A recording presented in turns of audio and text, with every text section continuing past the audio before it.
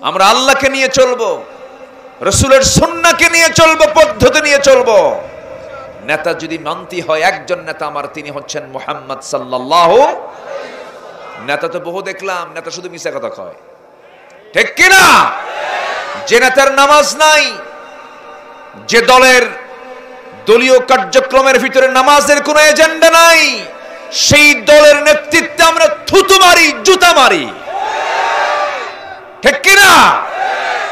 কারণ নামাজ না পড়লে আল্লাহ তাআলা জাহান্নামের এই গাই নামক গর্তের মধ্যে ঢুকাবেন। কষ্ট পাচ্ছেন নাকি? অধিকাংশ নেতাগুলো আজকে নামাজে না বেনামাজি? নামাজে না বেনামাজি? যে নেতা আপনাকে নামাজের দিকে ডাকে না, সে নেতা কিসের নেতা? কিসের নেতা সে? একজন কইছে ছেঁড়া খেতা, শুধু আমি ওয়াজ পারি নাকি? খুব সুন্দর কথা বলছেন আপনারা, আমি খুবই খুশি, আলহামদুলিল্লাহ। উপজেলার নাম কি? হালুয়া কই খাওয়ালেন না তো?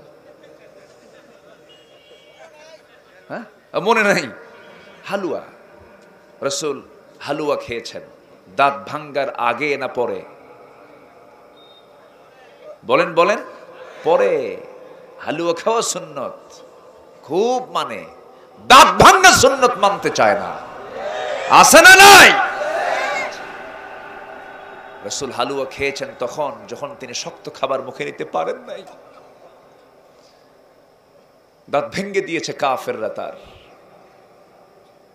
সেই নেতৃত্ব আমরা মানব, যে নেতৃত্বের নেতা নিজে মার খায়। আর আমার দেশের নেতৃত্বে কিছু আছে, বলে যত রক্ত লাগে দেব, প্রয়োজনে লোক পাঠাবো, আমি যাব না, আছে না নাই? ওই সমস্ত নেতার দরকার নাই। রাসূল নিজের সামনে গিয়ে নিজে আগে মার খেয়েছেন। সুবহানাল্লাহ বলবেন না? যুদ্ধের ময়দানে সাহাবীরা রান্না বান্না করবেন, রাসূল বলেন রান্না প্রস্তুত করো। রান্না প্রস্তুত করা হচ্ছে, কে কোন দায়িত্ব পালন করবে? হুজুর আমি গোশতের ডিপার্টমেন্টে আছি, আমি রান্না বান্নায় আছি, আমি তরকারি কুটবো। রাসূল বলেন তোমরা তো আমার কোনো দায়িত্ব দিলে না। আমার দায়িত্ব? হুজুর আপনাকে দায়িত্ব দেওয়া যায় কিনা, আমি তো দায়িত্ব পালন করতে চাই। একটা কাজ বাদ আছে, কি? ওই যে কাঠ সংগ্রহ করতে হবে, কাঠ সংগ্রহের দায়িত্ব আমি নিলাম। জোরে বলি সুবহানাল্লাহ। সবচেয়ে কঠিন দায়িত্ব কোনটা বলেন তো? এটাই হচ্ছে নেতৃত্ব। আল্লাহু আকবার বলেন। উহুদ যুদ্ধের ময়দান টকবক করছে, পুরা উত্তপ্ত অবস্থা উহুদের ময়দান। মুনাফিকরা সব পালায়া গেছে। ওরা নামাজ পড়ে, কিন্তু মুনাফিকরা নামাজ পড়ে না। নামাজ পড়েছে, রাসূলের পিছনে নামাজ পড়েছে, চোখের পানি ফেলে ফেলে কেঁদেছে। উহুদ যুদ্ধের দিন কয় মুহাম্মদ, হে আল্লাহর রাসূল, ওদের সংখ্যা কত? কে 3000, আমাদের সংখ্যা কত? 1000, যাব না, এই অসম যুদ্ধে যাব না। রাসূল বলেন তোরা যারা যারা যাবি না মাইনাস হ। সব মুনাফিক চিহ্নিত হয়ে গেল। নামাজে না জিহাদে? নামাজে না জিহাদে? ময়দানে মুনাফিক চেনা যায়, নামাজে চেনা যায় না। বাস মাইনাস হয়ে গেল। রাসূল তিনি উহুদের প্রান্তরে পৌঁছে গেলেন। আম্মা জান আয়েশাও সাথে আছেন। রাসূল বউকে ছাড়া কোথাও যেতেন না, বউকে সাথে নিয়ে চলা সুন্নাহ। বলি আলহামদুলিল্লাহ। অন্যের বউ না, কিন্তু নিজের বউ, এটা যেন মনে থাকে। আবার আমার নবীজি উহুদ প্রান্তরে পৌঁছে গেলেন, যুদ্ধ শুরু হয়ে যাচ্ছে। আমার নবীজি 50 জন তীরন্দাজকে উঁচু একটা পাহাড়ের চূড়ায় তাদেরকে রেখে দিয়ে বললেন, শোনো সাহাবীরা, এই জায়গায় দাঁড়িয়ে থাকবে, চিকন এই গলিপথ আছে, এই দিক দিয়ে শত্রু অতর্কিত হামলা চালাতে পারে, এদেরকে শুধু তোমাদের মোকাবেলা করার দায়িত্ব। আমার পরবর্তী হুকুম না আসা পর্যন্ত তোমরা এই স্থান ত্যাগ করতে পারবে না। স্পষ্ট করে দিলেন। যুদ্ধ শুরু হয়ে গেছে, মুসলমানদের প্রায় বিজয় নিশ্চিত হয়ে গেছে, যুদ্ধ থেমে গেছে। কিন্তু এই 50 জন তীরন্দাজ ভুলে গেছেন যে রাসূল তাদেরকে বলেছেন তোমরা এই স্থানটা ত্যাগ করবে না। যুদ্ধ শেষ হয়েছে মনে করে সেই স্থানটা তারা ত্যাগ করে ফেলেছেন। ওই ঠিক ওই মুহূর্তে কুরাইশদের একটা দল, একটা গ্রুপ ওই চিকনগুলি পথ দিয়ে তারা অতর্কিত হামলা চালিয়ে দিয়েছে। তার মূল লক্ষ্য ছিলেন মুহাম্মদ সাল্লাল্লাহু আলাইহি ওয়াসাল্লাম। তারা টার্গেট করেছি যেমন করি হোক রাসূলকে আমরা দুনিয়া থেকে বিদায় করব, মুহাম্মদ বিন আব্দুল্লাহকে দুনিয়া থেকে বিদায় করব। চতুর্দিক থেকে বৃষ্টির মতো তীর মারা শুরু হয়ে গেছে। সাহাবায়ে কেরাম টের পেলেন।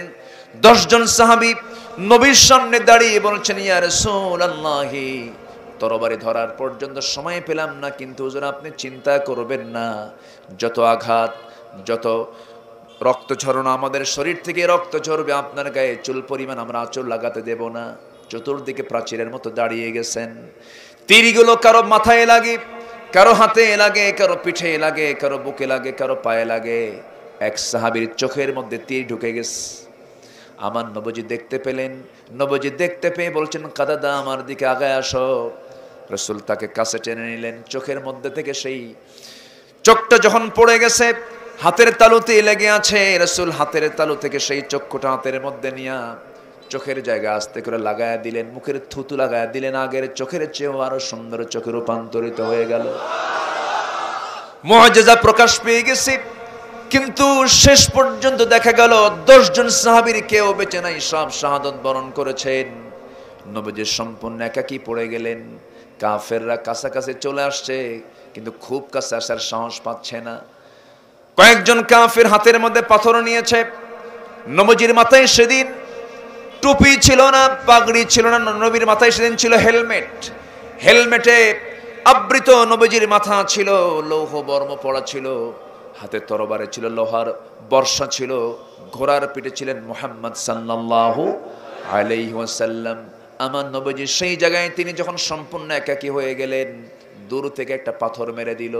সেই পাথরটা সোজা এসে নবীজির কপাল বরাবর যখন সেই হেলমেটের উপরে যখন লেগে গেল, হেলমেটের ভিতরে থাকে চিকন লোহার ফলা। চিকন লোহার ফলাটা নবীর কপালের মধ্যে গেঁথে গেল। কপালে থাকে শক্ত হাড়, সেই হাড়ের মধ্যে যখন লোহার ফলা যখন ঢুকে গেছে, আমার নবীজির মাথা চক্কর মেরে ঘুরে উঠছে। আরেকটা আঘাত মেরে দিয়েছে নবীজির গাল বরাবর।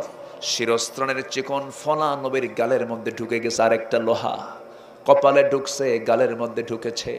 আরেকটা আঘাত যখন নবীজির মুখ বরাবর মেরে দেওয়া হলো, নবীজির সামনের সুন্দর দুটা দাঁত সঙ্গে সঙ্গে ভেঙ্গে পড়ে গেছে।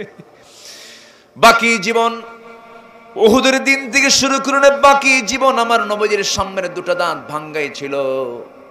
আমার নবীজি মুখ থুবড়ে জমিনে পড়ে গেলেন। নবীজি মুখ থুবড়ে যখন পড়ে গেছেন, থোকা থোকা রক্ত চতুর্দিক থেকে পড়ে আসে। চতুর্দিকে কাফেররা গুজব রটিয়ে দিয়েছে, কুতিলা মুহাম্মদ, কুতিলা মুহাম্মদ। নবীর মৃত্যুর সংবাদ যখন পাগল সাহাবী ওমর ফারুকের কানে যখন চলে গেছে, তরবারি বের করে বলছে, রাসূল শূন্য দুনিয়ায় ওমরের বাঁচার কোনো শখ নাই রে। যুদ্ধে ঝাঁপিয়ে পড়েছেন তিনি, আবার যুদ্ধ শুরু করেছেন তিনি। সাইয়েদনা আলী মনে মনে চিন্তা করছেন, না না, রাসূল মারা যেতে পারেন না, কারণ দিনের ফাংশন তো এখনো বাদ আছে, এখনো দিন বিজয়ী হয় না, রাসূল তো এখনো মারা যেতে পারেন না। তিনি তন্ন তন্ন করে খুঁজতেছেন। খুঁজতে গিয়ে দেখেন আমার নবীজি উহুদের ময়দানে একটা গর্তের মধ্যে তিনি উপুর হয়ে পড়ে আছেন। সোজা করে দিলেন, চেহারা চেনা যায় না, রক্তরঞ্জিত আমার রাসূল। সাইয়েদনা আলী নবীর চেহারার দিকে তাকায়া কাঁদতে কাঁদতে বলছেন, ইয়া রাসূলুল্লাহ, যে মক্কার কুরাইশ আপনাকে এত যন্ত্রণা দিল, এত কষ্ট দিল, আপনি তাদের জন্য লানত করুন। রাসূল বলছেন, ওরে আলী, তুমি আমাকে যে কথাটা বলছো, আমি লানতের জন্য দুনিয়াতে আসি নাই, তবে একটা কথা জেনে রেখে দিও আলী, যে জমিনে বিশ্বনবীর দেহ থেকে রক্ত ঝরেছে, বেশি দিন দূরে নয় আলী, এই জমিনেই দেখতে পাবে আল্লাহর দিন কায়েম হয়ে গেছে। আমার নবীজি সেই জায়গায় পড়ে আছেন। সাইয়েদনা আলী বর্ণনা দুইটা পাওয়া যায়, কেউ বলেছেন তালহা বিন উবাইদিল্লাহ, কেউ বলেছেন আলী। রাসূলকে সেই জায়গা থেকে কোলের মধ্যে উঠায় নিলেন, দৌড় মেরে তাকে নিয়ে চলে গেলেন। একটা পাহাড়ের উঁচুতে তাকে শোয়া রাখলেন। সেই উঁচু জায়গাটা আল্লাহ পাক আমাকে একাধিকবার দেখার সুযোগ করে দিয়েছেন। সেই জায়গায় তিনি বসে যখন তাকে শোয়া রাখা হলো, কপালে লোহাটা খাড়া হয়ে আছে, গালের মধ্যে লোহার ফলাটা খাড়া হয়ে আছে, দাঁত দুইটা ভাঙ্গা। আমার নবীর পাশ উবাইদা ইবনুল জাররাহ বসে আছেন। উবাইদা দেখে দেখে কাঁদতেছেন, কি করা যায়, কেমনে এটা বের করা যায়। উবাইদা রাদিয়াল্লাহু তাআলা আনহু নবীজির কপালে বিদ্ধ সেই লোহাটা হাত দিয়ে টান মেরে খুলবেন, পারেন না। নবীজি আউ চিৎকার করছেন, পারছেন না টান দিতে, রাসূল কষ্ট পাচ্ছেন। আস্তে টান দিলে হবে না, জোরে টান দিতে হবে। কেমন করে টান দিবেন তিনি? হাত দিয়ে না টান দিয়া কেমন করে হাত দিয়ে তিনি টান দিবেন? বেয়াদবি হয়। দাঁতটা লাগায়া দিলেন, দাঁতটা লাগায়া দিয়া লোহার ফলায় দাঁত লাগায় এত জোরে টান মারলেন, এক টানে সেই লোহার ফলা বের হলো। কিন্তু দেখা গেল ওবায়দার সামনের দুটো দাঁত সঙ্গে সঙ্গে ভেঙ্গে পড়ে গেছে। রাসূল বলছেন, ওবায়দা দাঁতের দিকে খেয়াল না করে এত জোরে টান দিলা কেন? তোমার তো দাঁত ভেঙে গেল ওবায়দা। ওবায়দা বলছে, হুজুর দাঁত কেন ভাঙ্গা হবে? শুধু দাঁত কেন, আপনার মহব্বতে যদি আমার কলিজাটা ছিঁড়েও যায় আমার বিন্দু পরিমাণ কোনো কষ্ট হবে না। উবাইদ ইবনুল জাররাহ রাদিয়াল্লাহু তাআলা এর পরে শিরস্ত্রাণের সেই লোহাটা গাল থেকে টান মেরে বের করবেন। টান মেরেছেন, সঙ্গে সঙ্গে ফিঙ্কি দিয়ে রক্ত পড়া শুরু হয়ে গেছে। হাতের অঞ্জলি ভরে সেই রক্তগুলো হাতের মধ্যে নিচ্ছেন, রাসূলকে দেখতে দিচ্ছেন না। সেই রক্তগুলো জমিনে ফেলতে দিবেন না তিনি। সেই রক্তগুলো আস্তে করে রাসূলকে না দেখায় তিনি চুষে চুষে পান করছেন। রাসূল বলছেন, ওবায়দা কার রক্ত পান করো? হুজুর আপনার রক্ত জমিনে ফেলতে দেব না আমি, আপনার রক্ত আমি জমিনে ফেলতে দেব না। সঙ্গে সঙ্গে রাসূল বলছেন, ওবায়দা যার দেহের ভিতরে আমার রক্ত প্রবেশ হলো সেই দেহ কোনোদিন জাহান্নামী স্পর্শ করতে পারে না রে ওবায়দা। আমার নবীজি ব্যান্ডেজ লাগানো আছেন, খেতে পারছেন না। এরপরে যখন খেতে শক্ত কোনো খাবার খেতে পারেন না, সেই সময় খেয়েছেন হালুয়া। কি খেয়েছেন বলেন? হালুয়া খেয়েছেন। আমার নবীজি এই দেখে মাথায় ব্যান্ডেজ লাগানো, যুদ্ধ থেমে গেছে কিন্তু মদিনার চতুর্দিকে ছড়িয়ে পড়েছে। রাসূল দুনিয়া থেকে বিদায় নিয়েছেন। একজন সাহাবী যুদ্ধে আসতে পারেন নাই, নতুন বিয়ে করেছেন, রাত্রিবেলা সহবাস করেছেন। গোসলখানায় তিনি হাম্মামখানায় গোসল করার জন্য ঢুকেছেন, ফজর নামাজ পড়বেন। এমন সময় সংবাদ আসলো, ও হানজালা তুমি কি জানো রাসূল দুনিয়াতে বেঁচে নাই? ফরজ গোসল বাদ দিলেন, ফজর নামাজ বাদ দিলেন। দুটা ফরজ কাজ, ফরজ গোসল ফরজ, এরপরে ফজর নামাজটাও ফরজ। দুই ফরজ বাদ দিয়া স্ত্রীর সামনে দাঁড়িয়ে বলছি, স্ত্রী আমাকে আমার হাতে তরবারি তুলে দাও, যুদ্ধে গেলাম। রাসূল শূন্য দুনিয়াতে আমার বাঁচার কোনো শখ নাই, আমি যেন শহীদ হয়ে যাই, আমার জন্য দোয়া করো। ও আমার স্ত্রী, তোমার সঙ্গে আমার অবশ্যই দেখা হবে জান্নাতের সিঁড়িতে। জোরে বলুন সুবহানাল্লাহ। চলে গেছেন যুদ্ধের ময়দানে। যুদ্ধ করতে করতে হানজালাও শহীদ হয়ে গেছেন। সবার লাশ খুঁজে খুঁজে পাওয়া যায়। রাসূল বলেন, আমার চাচার লাশটা কোথায় দেখো তো। বলা হলো, হুজুর ওই যে মাঝখানে পড়ে আছে, হাত কাটা পা কাটা, হাত কাটা পা কাটা, চোখ তোলা, নাক কাটা, কান কাটা, চেনা যায় না। বুকটা চিড়ে বুকের ভেতর থেকে কলিজা বের করে ফেলে দিয়েছে, চাবায়া চাবায়া পিতৃহত্যার প্রতিশোধ না হয়েছে। আমার নবীর চাচা আমির হামজার লাশটা কেউ চিনতে পারে না। রাসূল বলছেন, সমস্ত অঙ্গগুলো এক জায়গায় করো, দেখো তো আমার আব্দুল্লাহর লাশটা কোথায়। হুজুর আব্দুল্লাহর লাশটাও চেনা যায় না। রাসূল বলেন, এই আব্দুল্লাহর লাশ আর আমার চাচা আমির হামজার লাশ তোমরা দুই কবরে দাফন করবে না, এক কবরে দাফন করে দাও। তারা একসঙ্গে উঠে আল্লাহর সামনে দাঁড়িয়ে বলবে, আল্লাহ তোমার জন্য কাফেররা আমার নাক কেটে নিয়েছে, তোমার খুশির জন্য আমার কান কেটে নিয়েছি, তোমার খুশির জন্য আজকে রক্তমাখা দেহ নিয়ে তোমার সামনে হাজির হয়েছি। আল্লাহ বলবেন, সত্য সাক্ষ্য দিয়েছ বান্দা, আজকে তোমার কোনো হিসাব নাই, তুমি সরাসরি জান্নাতে চলে যাও, কোনো বাধা নাই। জোরে বলুন সুবহানাল্লাহ। আমার নবীজি উহুদের ময়দানে দাঁড়ানো। মদিনা রাস্তা থেকে এক মহিলা পর্দা করে বোরকা পরে এসে রাসূলের সামনে দাঁড়িয়ে বলছে, হুজুর আমার স্বামী হানজালা যুদ্ধে চলে আসছে, তার গোসলটা কিন্তু ফরজ বাদ আছে, ফরজ গোসল কিন্তু হয় নাই। তন্ন তন্ন করে খুঁজে পাওয়া যায় না। আমার নবীজি খুঁজতেছেন। কিছুক্ষণ পর জিবরিল আমিন এসে বলছেন, ইয়া রাসূলুল্লাহি টেনশন করবেন না, হানজালার ফরজ গোসল সম্পন্ন করানোর জন্য আল্লাহ রাব্বুল আলামিন দুনিয়ার পানির বাজেট নয়, জান্নাতের পানির বাজেট পাস করেছেন। জোরে বলুন সুবহানাল্লাহ। রাসূল জানাজা পড়াচ্ছেন, জানাজা শেষ হয়ে গেছে। রাসূল বলছেন, দেখো আমার হানজালার লম্বা লম্বা চুল দিয়ে এখনো জান্নাতের পানিগুলো টপ টপ করে পড়তেছে। আমার ভাইরা, আমার বন্ধুগণ, সেই জান্নাত পাওয়ার জন্য সাহাবীরা কত ত্যাগ স্বীকার করেছেন, কত স্যাক্রিফাইস করেছেন। নামাজ পড়লে জান্নাত পাবো এটাও ঠিক, কিন্তু নামাজ পড়লাম, কিন্তু দিন কায়েমের প্রয়োজনে আমার জীবনকে উৎসর্গ করার চিন্তা করলাম না। এই নামাজ আমাকে জান্নাত নেবে না জাহান্নাম নেবে? জাহান্নাম নিয়ে নেবে। দুই দিকে আমাকে আপনাকে কাজ করতে হবে। জমিনটা কার? আসতে বলবেন না কার? এই জমিনে থাকতে হবে কার বিধান? আসতে বলবেন না কার বিধান? এই জমিনে কি আল্লাহর বিধান এখন আছে নাকি? আল্লাহর বিধান যদি থাকতো মদের বোতল কি পাওয়া যেত? সুদের কারবার কি দেখা যেত? বেহায়াপনা কি দেখা যেত? মেয়েরা বলতেছে থাকবো না কো বদ্ধ করে দেখাবো এবার জগৎটাকে। দেখছেন? থাকবো না কো বদ্ধ করে দেখাবো এবার জগৎটাকে। মানে সে শুধু নিজে তার স্বামীকে দেখাবে না, গোটা জগৎকে দেখাবে। এখন গোটা দুনিয়াতে সব জায়গায় হাটে ঘাটে মাঠে পুরুষ বেশি দেখা যায় না মহিলা বেশি দেখা যায়? কে বেশি দেখা যায়? কিন্তু পুরুষ বাইরে থাকবে, মেয়েরা ভিতরে থাকবে। এটা হচ্ছে ইসলামের সিস্টেম, ইসলামের পদ্ধতি। এটা আজকে তার সোজা না উল্টা? সোজা না উল্টা? মার্কেটে পুরুষ বেশি না মহিলা বেশি? মহিলা বেশি। মার্কেটিং করতে যায়, স্বামীকে এক ধমক করে কায়েদ করে থয়। স্বামীকে বলে তুমি কি মার্কেট বুঝো? থাকো। মার্কেটে চলে যায়, ঢং ঢং করে মার্কেটে গিয়ে মার্কেটিং করছে। দোকানদারের সামনে গিয়ে ঠ্যাঙের পর ঠ্যাং তুলে দিয়ে বসে বলে, ভাইয়া একটা শাড়ি দেখানো যাবে কি? ভাষাগুলো দেখছে। দোকানদার শাড়ি একখান বের করে নিজের গায়ে লটকা দিয়ে বলে, আপা এই শাড়ি কিন্তু আপনাকে দারুণ মানাবে। ওটা আরেক বদমাইশ। আছে না নাই? এই বেহায়াপনা গুলো চলছে। এগুলো ওয়াজ করে বন্ধ হবে না, এগুলো নসিহত করে বন্ধ হবে না। সুদ, জেনা, ব্যভিচার, বেপর্দা, বেহায়াপনা ওয়াজ করে যদি বন্ধ হতো দেশে ওয়াজ কম হয় না। এগুলো বন্ধ করার জন্য নির্দিষ্ট আইন দরকার, ফর্মুলা দরকার, বিধান দরকার। কষ্ট পাচ্ছেন?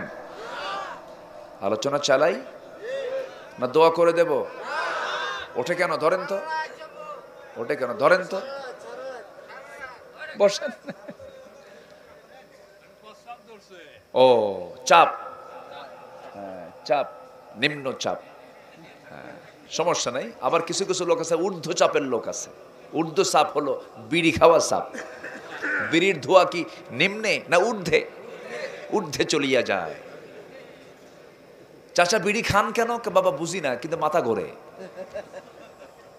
আছে না নাই বলেন? কি টান মারে। এটা কি কাজ না অকাজ? কন্ত এটা কি কোনো কাজ বলেন তো? বিড়ি খায় কি স্বাস্থ্য ভালো হয়? ভিটামিন বাড়ে, এরপরেও খায়। আল্লাহ তুমি সকল নেশা থেকে জাতিকে হেফাজত করো। জোরে বলি আল্লাহুম্মা আমিন। বসেন, আর একটু সময়, আমি খুব বেশি সময় নেব না, আর একটু সময় কথা বলি। আমি আমার আলোচনার ইতি টানবো। শেষ পর্যন্ত সবাই থাকবেন বলে আশা করি, কারণ আপনার দোয়ার প্রয়োজন কতটুকু আছে জানি না, তবে আমার দোয়ার প্রয়োজন আছে। ফিলিস্তিনবাসীর জন্য দোয়া হবে না ইনশাআল্লাহ? যিনি যাবেন আমি ভাববো তার মুসলমানদের প্রতি মহাব্বত কম। একটু বসেন, মেহরবানি করে বসেন। কত রাত চলে যায়, কষ্ট নেবেন না। একটু কড়া করে বলছি, আবার মন খারাপ করবেন না।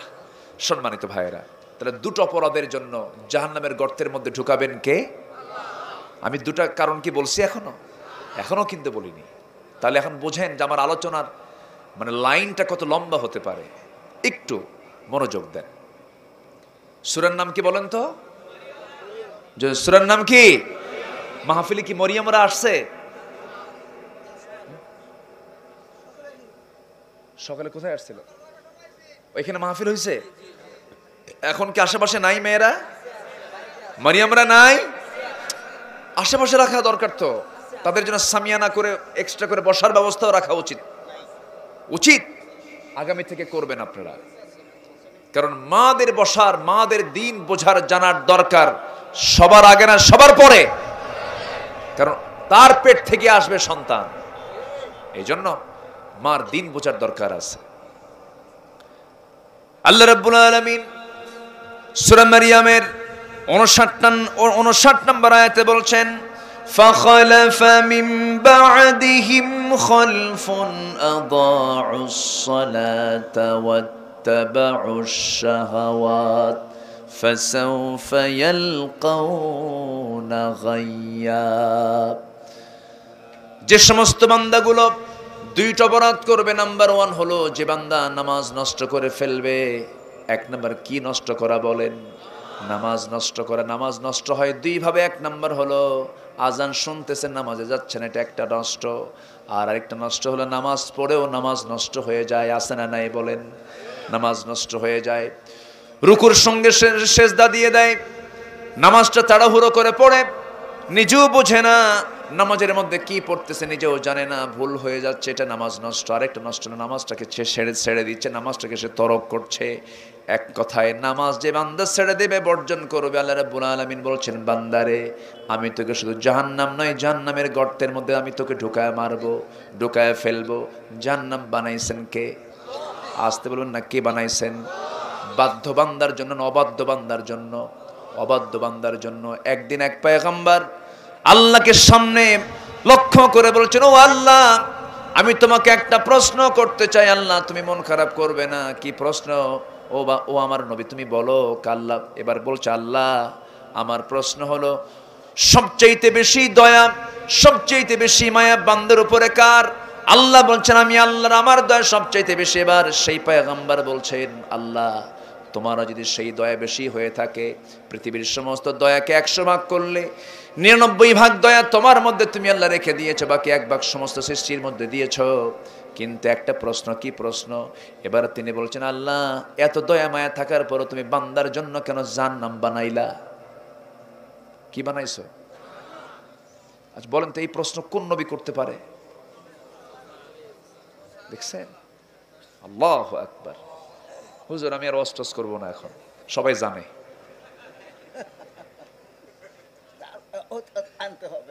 জি বলি আলহামদুলিল্লাহ, আলহামদুলিল্লাহ বলেন। কোন নবী হতে পারে বলেন তো? আল্লাহকে প্রশ্ন করে